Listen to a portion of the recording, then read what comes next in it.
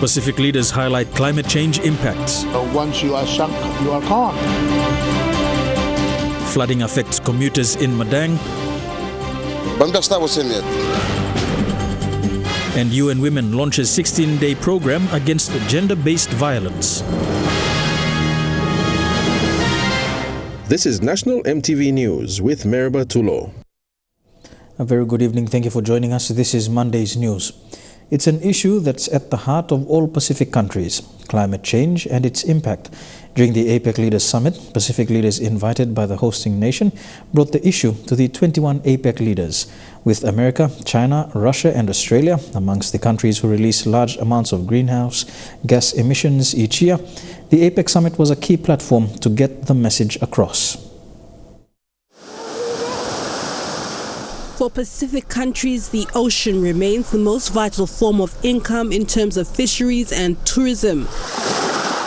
But now island countries are facing the wrath of the ocean through climate change. The Blue Pacific narrative. The Troika Pacific Island leaders say APEC nations must not be blind and must stand with the Pacific Island nations. Much talk has been focused on resilience and the availability of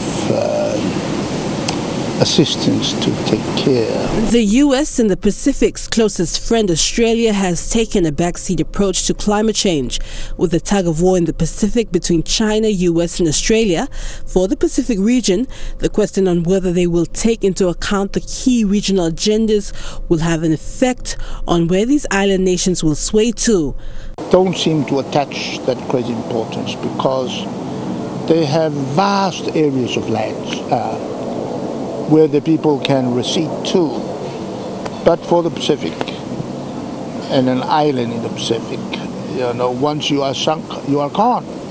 Pacific Island Forum Secretary General Dame Meg Taylor says Pacific Island nations already have existing foreign relationships with countries, and foreign relations in the Pacific is different. But the agenda remains the same: climate change and whether countries will agree to COP23 resolutions. You sit in an APEC meeting and you watch Pacific Island Forum as an observer, and you watch China Taipei and China Hong Kong, and there is this dialogue that goes on. But when it comes to the relationship with the Pacific, this becomes a very complicated process. This is not a Pacific issue. This is everybody's issue. Adelaide Xerox Kari, National MTV News. APEC envoy for Taiwan, Dr. Morris Chang, addressed the media yesterday. He elaborated on Taiwan's contribution to the 21 APEC countries' discussions during the week. He also expressed his satisfaction with this trip to Papua New Guinea. Founder and CEO of Taiwan Semiconductor Manufacturing Company Limited, Dr. Morris Chang, was appointed by Taiwan's President Tsai Ing-wen to represent their country in the 26th APEC Economic Leaders Meeting here in Port Moresby. During the media conference yesterday, Dr. Chang held off on any comments in regards to relations between the U.S. and China. He said right now that digital innovation and supply chain has not seen any great impact from the U.S.-China trade war. However, the impact will soon be significantly and widely felt. But the next step that President Trump says he will take on January 1, in fact, will be on the last $267 billion of this. Now, if he takes that step, I think the impact on the digital supply chain will be quite significant. Reiterating on his presentation during Retreat 1 on connecting for inclusive growth through the digital future, Chinese Taipei urged APEC delegates to resolve issues of the digital present in order to move confidently towards the digital future. He also mentioned that Chinese Taipei is eager to participate in these discussions. Joining him was his wife Sophie, who enjoyed attending events arranged for leaders' spouses. Lilian Superakinea, National MTV News. Spouses of APEC economic leaders were treated to a different experience to their husbands yesterday when they visited the adventure park outside of Port Moresby. The visit was part of the spouses visitation program. They also visited the International Convention Centre and the National Museum and Art Gallery. Spouses of the leaders of Pacific Island countries also joined in the visitation, led by Linda Baba O'Neill, wife of Papua New Guinea's Prime Minister. The spouses began the visitation program yesterday morning at the International Convention Centre. The first to arrive was the spouse of U.S. Vice President, Second Lady of the U.S., Karen Pence. They were welcomed by a traditional sing-sing group upon their arrival, and each of them was received by Mrs. O'Neill. After a brief tour of the ICC, they headed across to the Museum and Art Gallery, where they were welcomed by another traditional group, this time from the Milne Bay province. After the tour of the museum, they were taken on a 15-minute ride outside of Port Moresby to the adventure park. At the adventure park, they were given a red carpet welcome. Again, they were greeted by traditional dances and led into the National Orchid Garden by APEC Minister Justin Tachenko. The spouses toured the Orchid Garden, and some even danced to the beat of a traditional bamboo band from the autonomous region of Bougainville.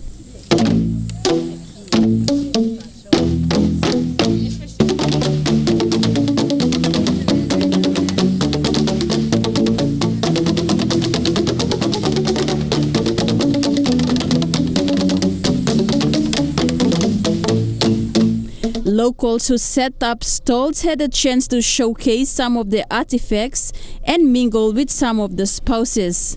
The highlight of the whole event was the launching of the APEC garden by Mrs. O'Neill. In the garden were handcrafted totem poles of national animals and flowers depicting the 21 economic nations that took part in APEC in PNG. From the adventure park, the spouses departed for Airways Hotel for lunch, and some departed the country with their husbands afterwards.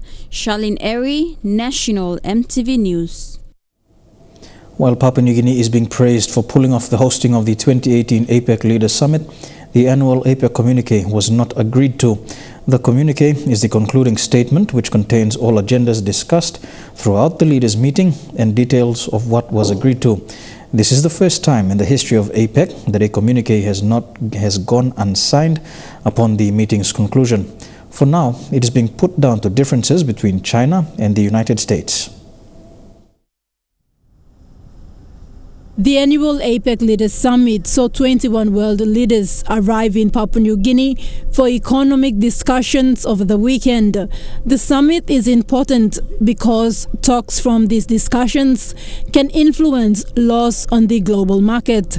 It was the first time for Papua New Guinea to host this important forum. But much of what transpires during APEC is mostly determined by superpowers like China and the US. And the failure to reach a communique yesterday was because of the tension between them. The fight for power was battled out in Port Moresby, with China on one end and the US on the other. For China, President Xi Jinping's visit was backed by Chinese-funded developments in Port Moresby, the APEC host city. America, on the other end, spoke strongly against member countries to practice fair trade and not to engage in debts that can affect its economy. And the biggest announcement for Papua New Guinea was the support the US is giving towards the joint naval base in Manus. It's my privilege to announce that the United States will partner with Papua New Guinea and Australia on their joint initiative at Lombrum Naval Base on Manus Island. Meanwhile, Prime Minister Peter O'Neill is pleased with PNG hosting the Leaders Summit, and the official statement or communique will be released soon. Amidst all the global challenges and economic conditions that we are facing today, there are new challenges, and the APEC leaders recognize that. The APEC leaders also recognize the rising tensions between the trading countries around the world, particularly on goods and services that have been traded between each other. But APEC leaders continue to focus on the efforts about trying to reduce inequalities, focus on making sure there is economic diversification, and working together so that we can remove trade barriers, so that we can drive growth and ensuring prosperity for our people. Thakla Gunga, National MTV News. You're watching National MTV News. We go for our first break, but stay tuned. We'll be back with more after these messages.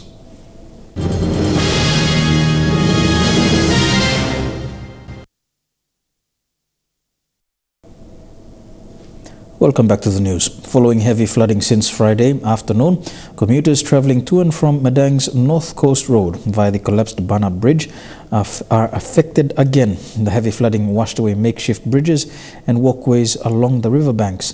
It also covered sidewalks that was once land used by commuters and vehicles. The flooding is raising more concerns from locals, but mainly over the delay by both the provincial and national government and the Works Department to get the bridge rebuilt as soon as possible.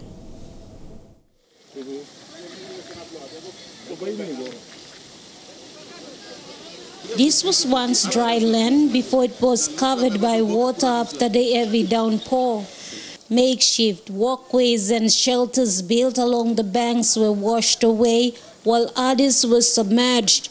The continuous downpour and flooding in the area since Friday afternoon has caused more problems for both locals and commuters who depend entirely on this one route every day. 5th January na kam olman no struggle. Olen no bogia not cause or struggle lo go kam lo just lab. So me first service provider. Me okim raft long raft. Me put him, me saving all passenger, all people, all go come to Desla, crossing Desla water. The recent flooding has forced locals and commuters to demand an explanation from their local MPs, provincial and national governments, the Works Department and the contractor concerned. They say this is the 11th month of the year and the broken bridge is far from complete. November now, but Christmas will come. Now still, for people by Bamdak Star was same yet. No one do good plus service. Me no think, but government okay good plus service. So monem time government by straighten this black and road, kami pabaron by blessed. So plenty blongol no, amama so same road in the back road. Plenty of Alfredo, come down lotus lahat, or sa paning hard time look across. This beetle nut trader travels all the way from the islands region of Papua New Guinea to buy the nuts in Madang, says he usually makes a loss during a heavy downpour and there is flooding. Bridge Brooklyn Plaza Kamna, time waras a tight Mi Plaza action times there sambla time boats are upside all by sing. Sambla time wet na, mi Plaza action bagraph, sambla time phone, mi Plaza go down. Sambla time mi Plaza go come na slaka sa consume delay time mi Plaza go make lost long. A PMV service owner from Bogia who has been providing his PMV service along the North Coast Road of Madang before the bridge collapsed shared similar sentiments. Tight the same. Look at me, all become stranded can long up. Okay, at the all but 15 boy come same. At all man Mary Bakam, all line the swim all come, all line you know swim all but stop long up na turning back no look at Madang town too. Emo levi na wari blum line the Bogia, you miss a patient kind of ocean expense 2 kilometers. Buy him car, you can buy him cheap, come buy him car can Madang. Look him triple expense plus a walking. Since the demise of the bridge earlier this year, there is also an increase in criminal activities like bag snatching and stealing. A day after the bridge collapsed, the local MPs for Bogi and Sumkar district, Robert Naguri and Chris Nagoy, inspected the bridge and the damages caused. Me one time member below Sumkar, but member, me to play come look sabe long heavy. Na talk one time works manager blue yumi long Madang. Long at least yumi try finding one bypass. Mary must feel free to move go come. Me as community 3 weeks after, the National Planning Minister Richard Maru and Works Secretary David Were also visited Madang and inspected the damage, assuring the people the bridge would be fixed. It will take another 12 months to look at a permanent bridge over the current bridge location. That, I think, works is now finishing of design and costing for that. Martha Louise, National EMTV News, Madang.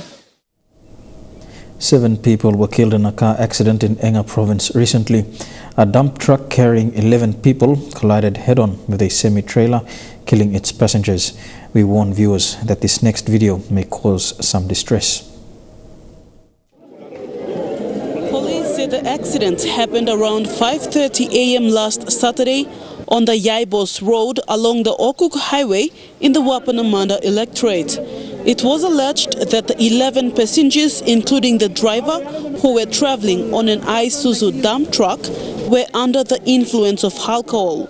The police report stated that the dump truck was traveling from Wabek towards Wapanamanda at a high speed when it ran into the semi-trailer. The semi-trailer was traveling up from Mount Hagen.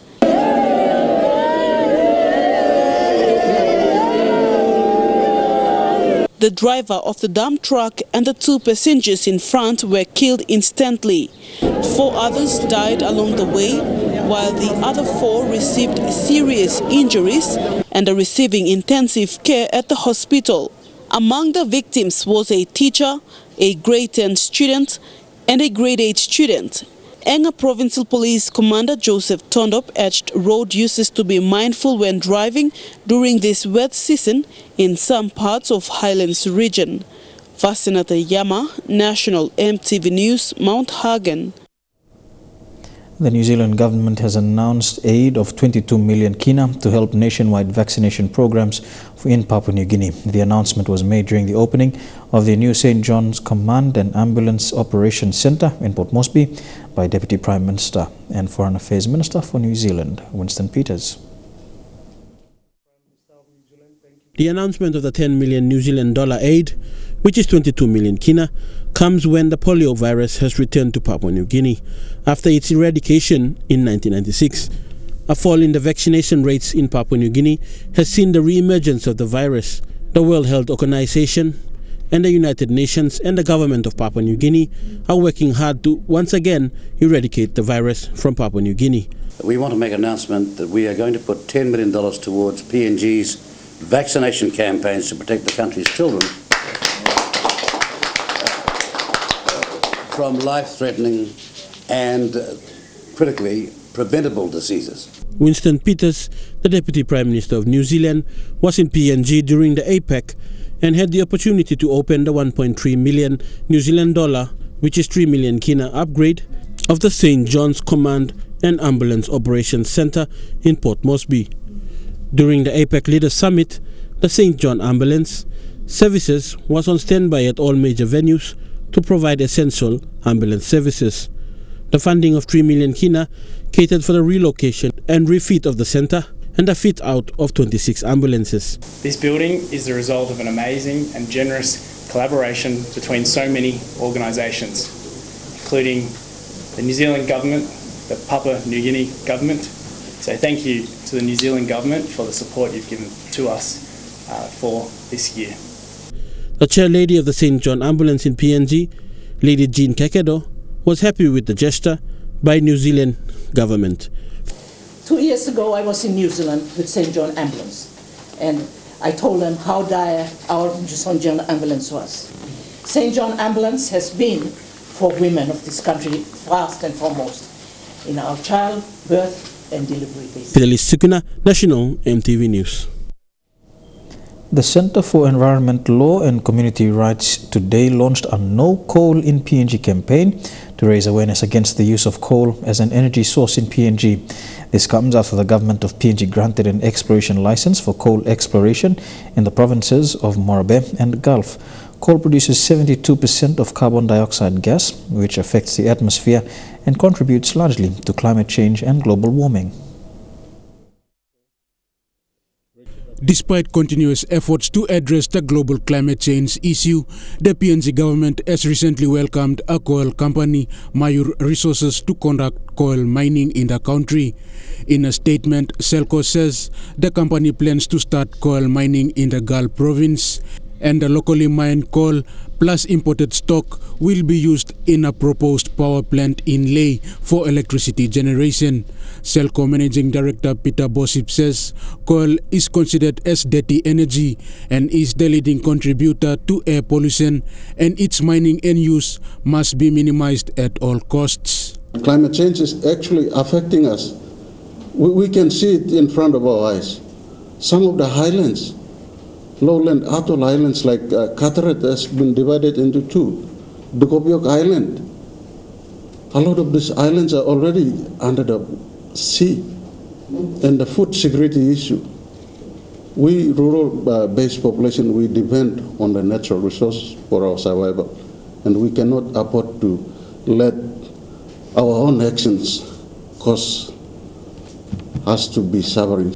Former Chief Justice Se Anol Ahmed, when launching the campaign, urged Selco to be strategic in their campaign against coal mining in PNG.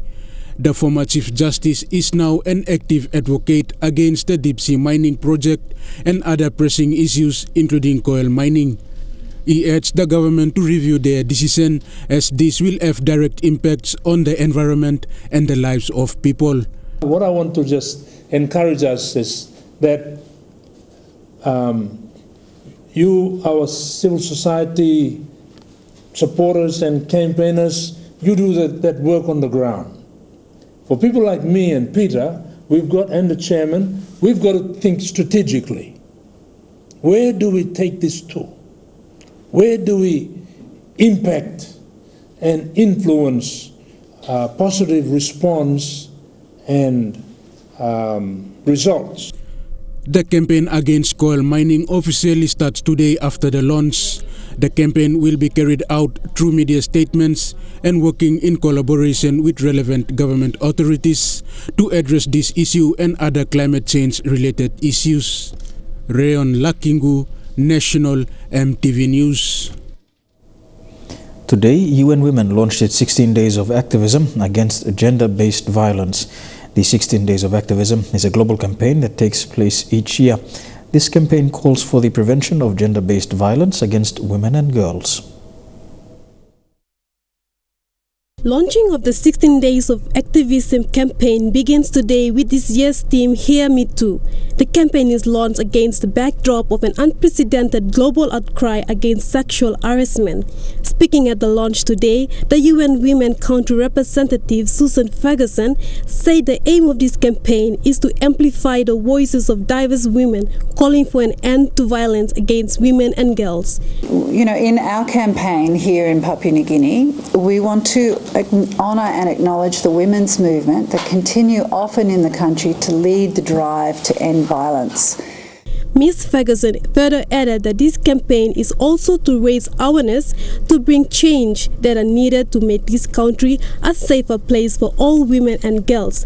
And this is a development challenge for everyone, for the whole country.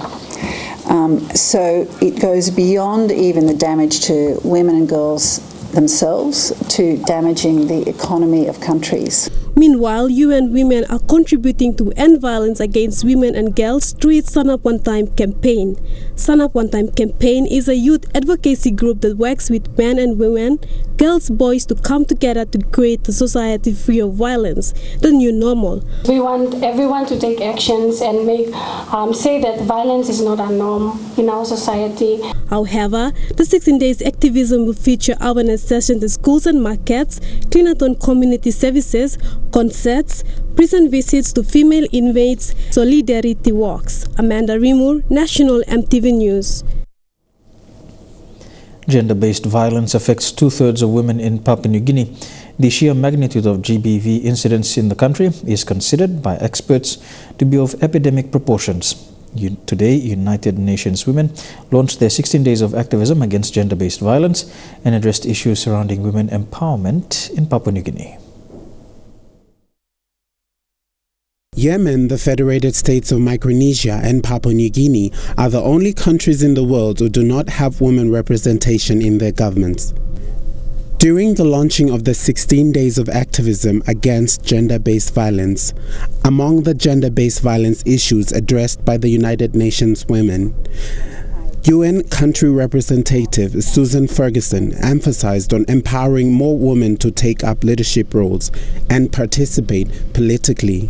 Often women lack the opportunity to have what I call political apprenticeships. You know, they're not involved necessarily in community politics because it's seen as a man's space. So helping open up some of those more local opportunities for women to participate in political life will help them also begin to run more successfully for political life at national level. Given Papua New Guinea's complex, diverse and mostly patrilineal societies, the subduing of women that stand up for leadership and representative roles is said to be ingrained in our Melanesian culture.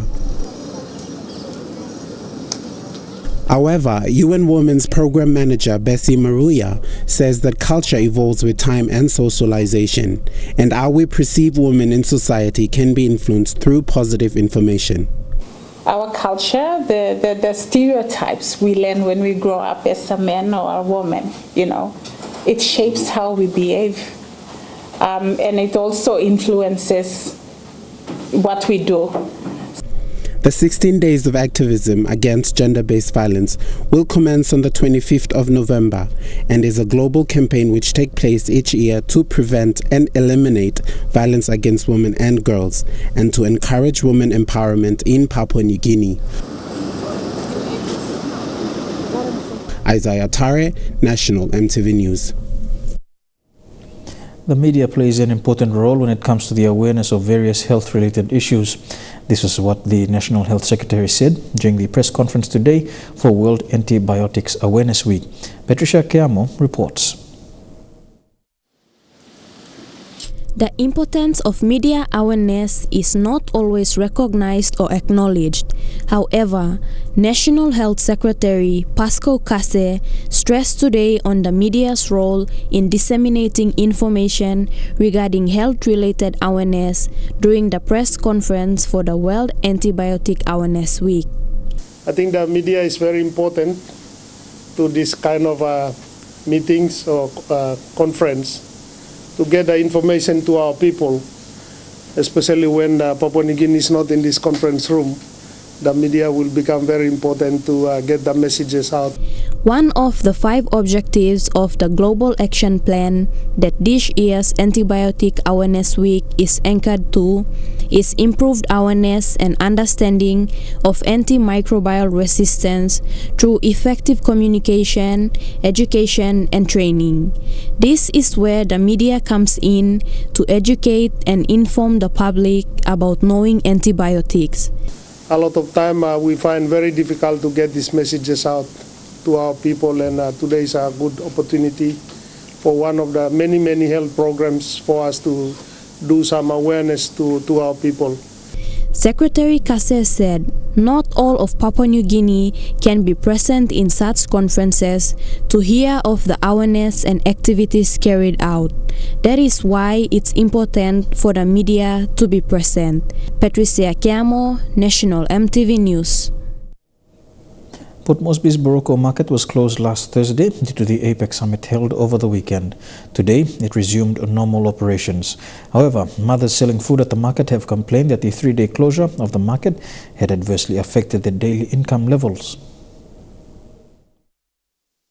The mothers at Boroko Market in an interview today with EMTV said they are not happy with the closure of the market.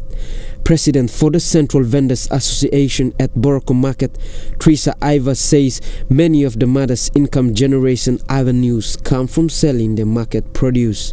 The living blow mipla emlo market, planting mipla grassroots, sampla blow mipla widows.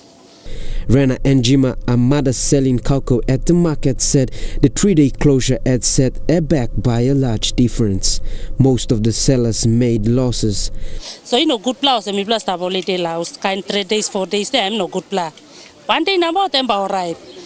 Teresa Mal, a fruit seller in the market, says she lost much of her produce because of the market closure.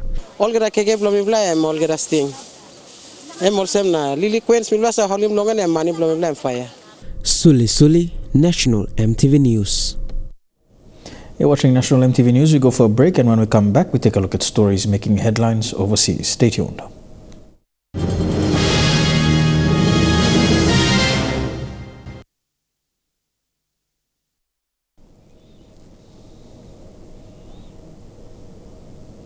Welcome back to National MTV News. Turning overseas now, a U.S. judge on Friday ordered the White House to temporarily restore CNN correspondent Jim Acosta's press pass, which was revoked after a contentious press conference last week with President Donald Trump. CNN filed a lawsuit against the White House hours before more than a dozen news organizations issued a joint statement backing CNN. CNN should be ashamed of itself having you working for them. You are a rude, terrible person. You shouldn't be working for CNN. Go ahead, Peter. Go ahead. In Jim's defense, I've traveled with him and watched him. He's a diligent reporter who busts. Well, I'm not a big fan of yours either, so I understand. To be honest.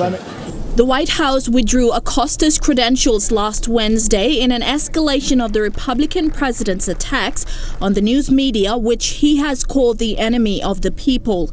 U.S. District Judge Timothy Kelly, who is hearing CNN's lawsuit challenging the revocation, said Acosta's credentials must be restored while the network's case is pending. White House Press Secretary Sarah Huckabee Sanders said in a statement that Acosta's credentials would be temporarily restored, but Trump warned of future court action against reporters who do not listen. If they don't listen to the rules and regulations, we'll end up back in court and we'll win. But more importantly, we'll just leave, and then you won't be very happy, because we do get good ratings. CNN said in a statement on Friday that it looked forward to a full resolution in the coming days. Judge Kelly, a Trump appointee, did not address the First Amendment's protections for freedom of speech and the press, focusing instead on the due process provision. Journalists need to know that in this country, their First Amendment rights, freedom of the press, are sacred. They're protected in our Constitution. And, you know, throughout all of this, I was confident, and I felt that this would be the result at the end of the day, that our rights would be protected to continue to cover our government and hold our leaders accountable.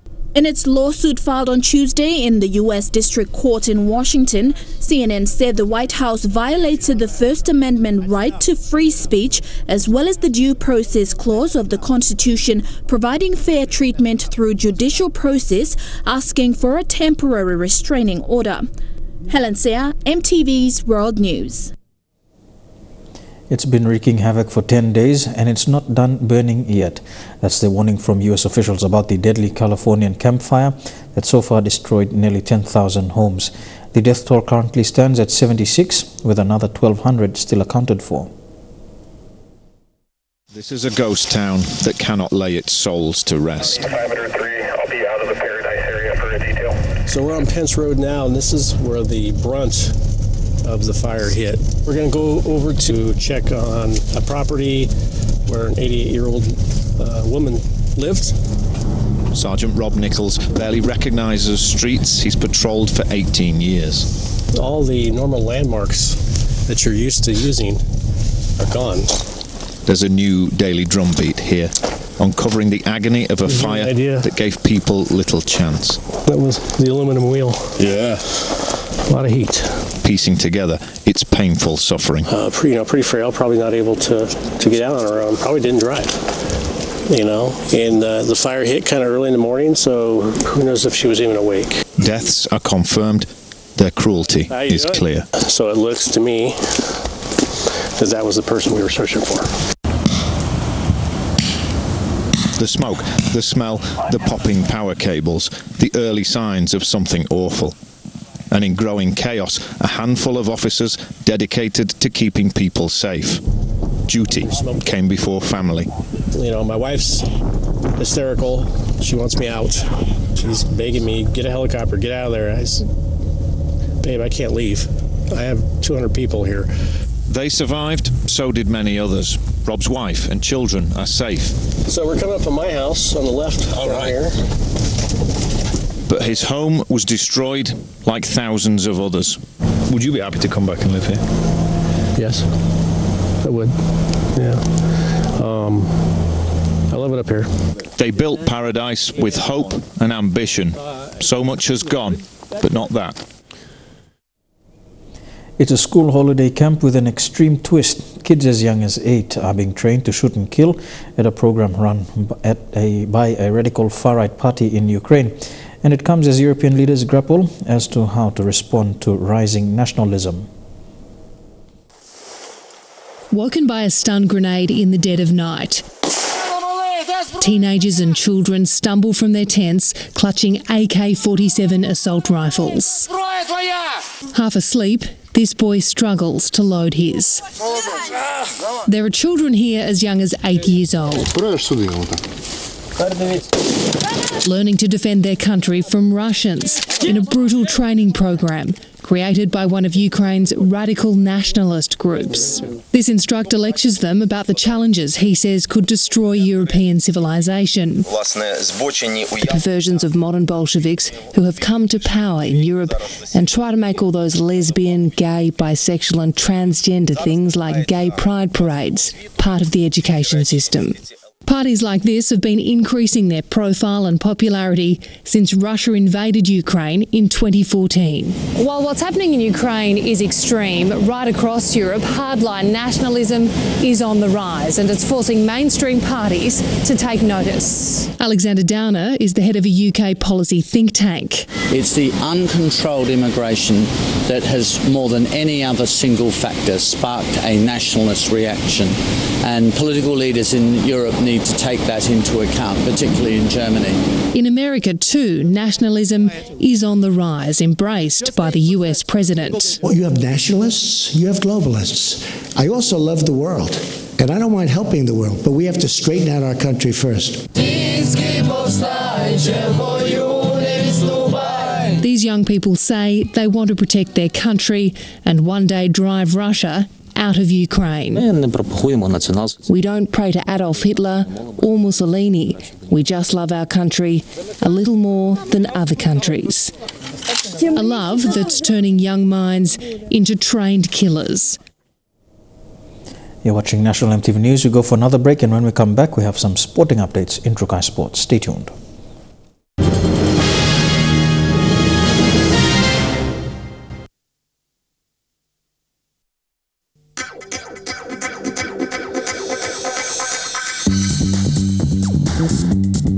Trukai Sports.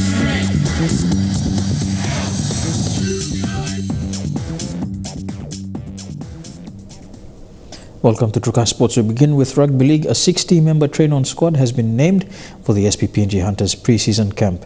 This is the highest number of players that have been selected for the pre-season since their entry into the Queensland Intrust Super Cup competition. 15 players have been retained from last year's squad and will see 3 former SP Hunters players in the likes of William Aquila, Junior Rob and Blenda Bavu included. 12 players from the PNG Under-23 residents team, including Brendan Nima, Edward Ipape and Woods Kawage, who were part of the Komul squad for the recent England Knights tour, have also been named in the train-on squad, along with 20 players from the Intercity Cup competition. Players from the Southern and Highlands Confederates, as well as the local leagues, POM RFU, UPNG and one of Alatau, a young guy from Alatau, are included and will be given the opportunities. The squad is scheduled to assemble in Port Moresby on Wednesday the 21st of November. The squad will go through medical and fitness tests and undergo intensive training till the 23rd of December when they go for a break. The final 30-member team will be named and will resume training on the 3rd of January. The SP Hunters pre-season trial match will be announced over the next week or so after details with the concerned club has been finalised. Also part of the squad is former PNG Pukpuk Sevens player Gairo Kopana, who's been selected from the Egma Gurias. SP Brewery Commercial Manager Maurice William has commended the work done by PNG RFL over the years and says they are looking forward to the new season. We are very happy that the Papua New Guinea Rugby Football League has created an institution and created a product that enables players, Papua New Guinean players, to be able to go overseas to ply their trade, to showcase the talent of Papua New Guineans to the world. When I hear of persons going to England, persons going to Australia to play, it speaks to the quality of our players here and how rugby in Papua New Guinea has been developed and players have been developed upwards. This is a step in the right direction as well. The SP Hunters selectors have opted for a much younger train-on squad.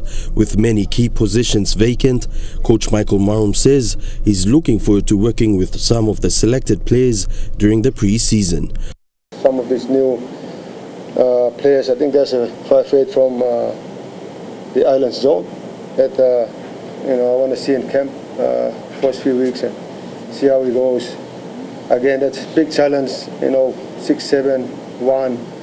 And also number 9. So, but as long as we can work together over the next 5 weeks. Marum says this year's train-on squad has been selected from different competitions to give players the opportunity to be part of the SP Hunters. We got big job ahead of us preparing this side together for our first trial game and also first game in March. So. Yeah, but yeah, really looking forward to meeting all these new players and seeing how they can end up training and progress from there. Elijah Levet, National EMTV Sports. The football and the PNG Lakatois opened its campaign with a comprehensive win in the Oceania Football Federation Women's Nations Cup yesterday. The three-time finalists thrashed Samoa 5-0 in the Group A opener at Kone, New Caledonia. Despite short preparation time at home, the Papua New Guinea Lakatois managed to win the first match. In just under 20 minutes, PNG Lakatois striker Megan Gunemba found the back of the net. Not long after the first goal, it was Gunemba again who let loose a shot from outside the box, giving the Lakatois a comfortable lead. Midway through the first half, Yvonne Gabong scored from a cross with a brilliant header. Minutes after halftime, the venomous striker Gunemba scored an easy goal, bagging her a hat-trick. Raylin Bawalua also found the back of the net, putting the icing on the cake. The PNG Lakatois will take on host nation New Caledonia on Wednesday. Podivai, National EMTV Sports. Here with Trukai Sports, we go for a quick break and be back with more. Don't go away.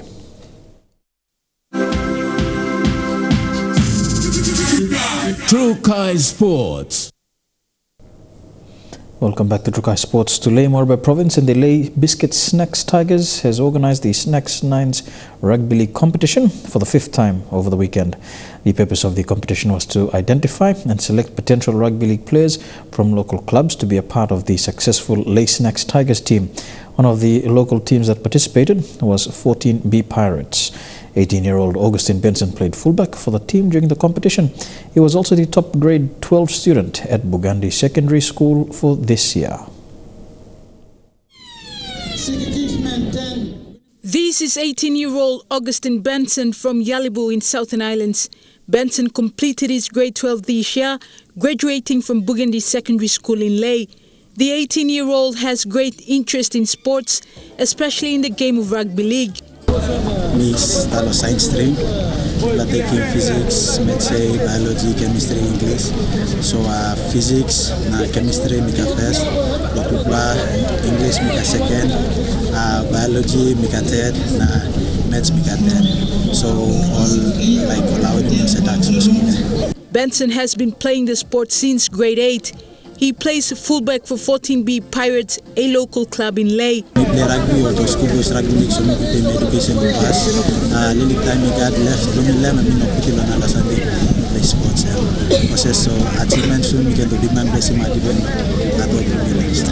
These are local rugby league clubs in Leh that include Spiders, West Brothers and the Royals that participated in the Snacks Nines rugby league competition over the weekend. The purpose of the competition was to identify and select rugby league players to be part of the Leh Snacks Tigers rugby team. 24 teams from Leh, Hagen, Wewak and Rabaul participated in this competition. Our success in the past few years, staying on top is finding new talent in rugby league. I think at the moment the selectors cannot be everywhere at one time, so this is a way where we can attract teams to come in to Leh.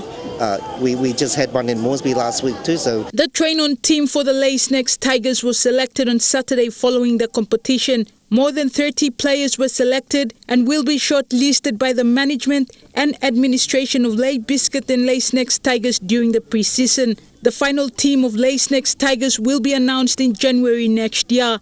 Julie Badui Owa, National MTV Sports, Leh. Primary and secondary school girls in Morobe have been taking part in the Morobe School's Rugby Carnival. The program now gives the opportunity for young female students to be a part of the game of rugby. As an annual event, the program aims to develop and promote young talent in rural schools in Morobe Province. Schoolgirls in Morobe now have the opportunity to take part in the annual school's rugby competitions. Leh Secondary sport teacher Monica Miapu said the program hasn't involved females since its establishment. For 2018, it's a privilege for girls coming out and taking part in the Carnival for this year. The Supporters Club for Rugby Union in Morobe has developed this program with the aim to support and promote school rugby in Morobe Province. Scrum Development Manager Robin Tarare commended the sponsors for supporting the union and the programs. And they've been supporting us for the last so many years, and thank you to the companies for supporting the program. Meanwhile, Alicia Zange, a female participant, said she's happy to take part in this great sport.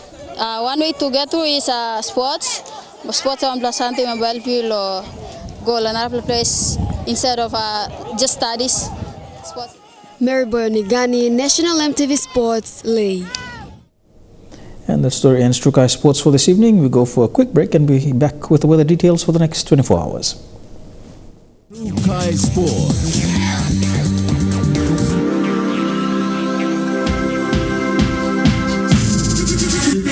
Trukai Sports. The weather details were proudly brought to you by Dulux, celebrating 50 years in PNG and the only paint made in PNG.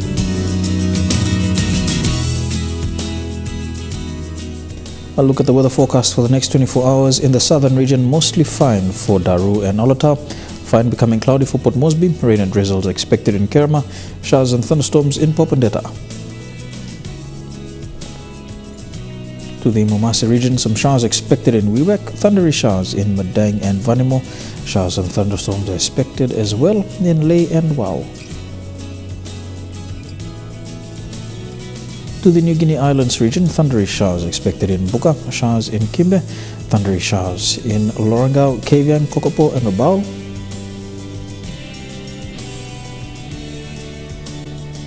And in the Highlands region, Mount Hagen, Goroka, Kundiawa, Mendi and Wabeg, all these major centres can expect showers and possible thunderstorm this evening, followed by a morning fog developing tomorrow morning.